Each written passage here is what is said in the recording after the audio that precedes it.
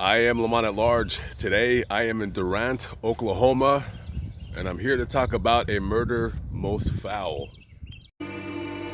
On the early morning hours of November 11th, 1914, the Amsels were awakened by the screams of their daughter Pauline, who was on the sleeping porch inside of the house. When Mr. Amsel got up to see what was the matter, an intruder came out of nowhere, and immediately a scuffle ensued between Mr. Amsel and the unknown stranger. When the intruder was able to pull himself away from Mr. Amsel, he pulled out an automatic pistol and fired it into the floor, telling Mr. Amsel to back away. As the intruder raised the pistol up to Mr. Amsel and pulled the trigger back, the pistol jammed, and immediately another struggle ensued. In the process, the mysterious man pulled out a knife and began to stab Mr. Amsel repeatedly. The scuffle continued for several more moments before the intruder was able to break free, running out of the house, down the alley, and into the dark of night. After the man escapes, Celia runs to Pauline and notices that her daughter is draped over her bed, covered in blood.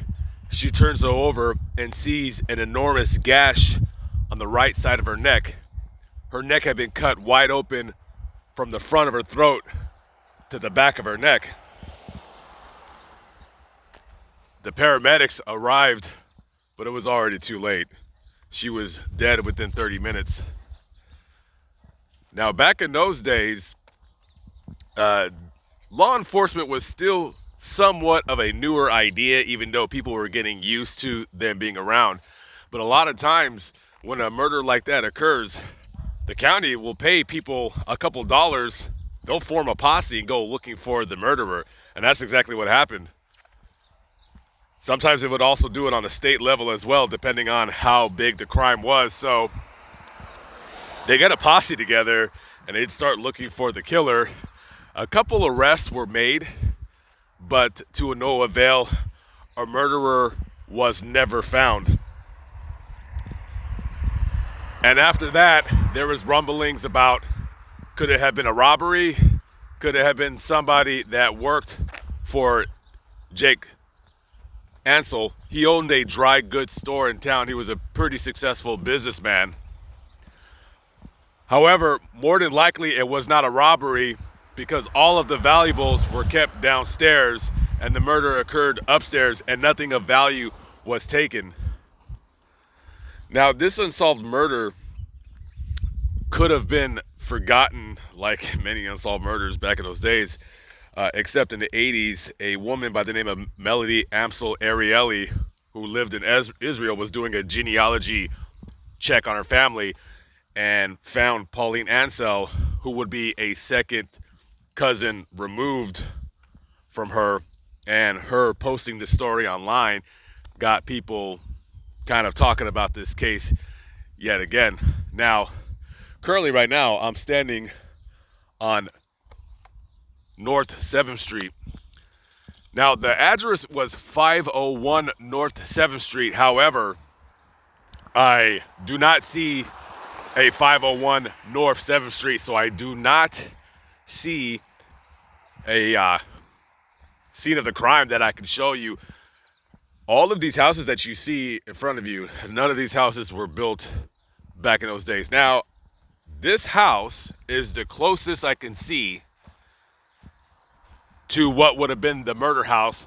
The address is not 501 North 7th Street, it's 423. The house looks somewhat similar to the picture of where the crime occurred. However, it's, if you see up top, architecturally it's similar, but it's not the same.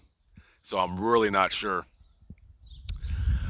Pauline Amsel, at the time 14 years old, went to the Oklahoma Presbyterian Girls' School.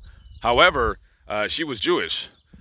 So I thought that kind of odd, but I guess back in those days, weren't many Jewish schools around in Oklahoma.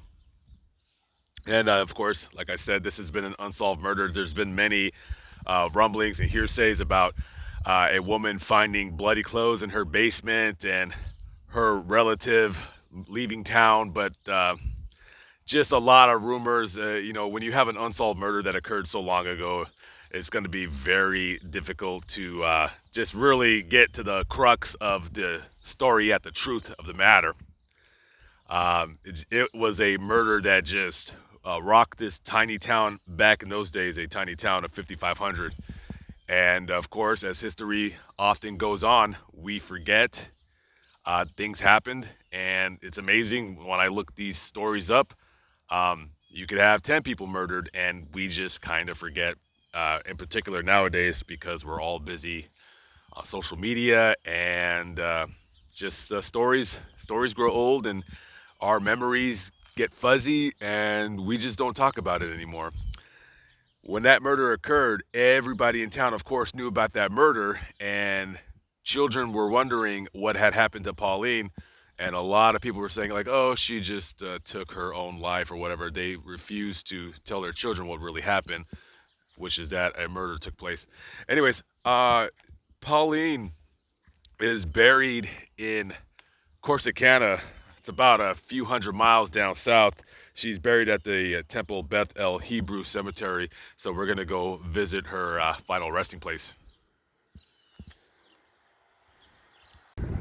And here we have arrived in Corsicana, Texas at the Hebrew Cemetery.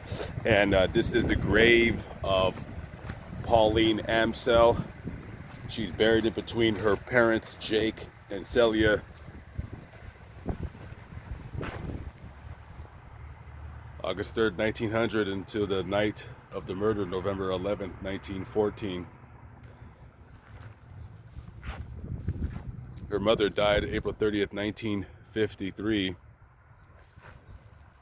And there's no birth date of Jake Amsel. It just says he died October 22nd, 1949. So Celia had Pauline at a more advanced age than what we normally do today. She had her when she was 40. So she was born in 1860. Pauline's mother was. So rest in peace to the Amsel family, and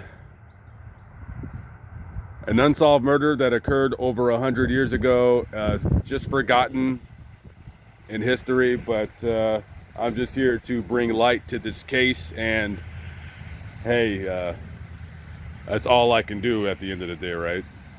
That's all I can do.